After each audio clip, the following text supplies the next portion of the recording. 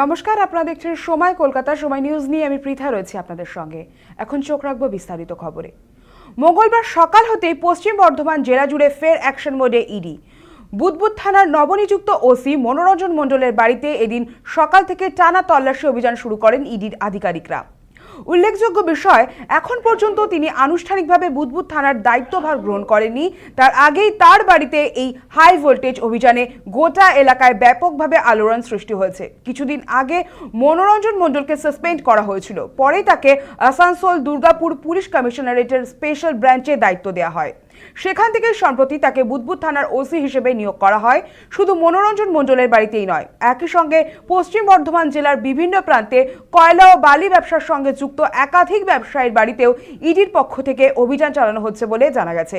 জেলার একাধিক এলাকায় একযোগে চলা এই তল্লাশি অভিযান ঘিরে ব্যাপক চাঞ্চল্য ও উত্তেজনা ছড়িয়েছে।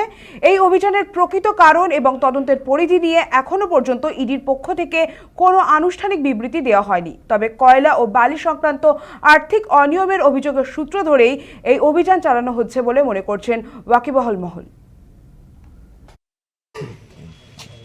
ভেতরে সিটি সেন্টার যে ফাঁড়ি, সেই ফাঁড়ি জিজ্ঞাসা করতে এসছে এবং তারা কথা বলছেন ভেতরে বাড়ির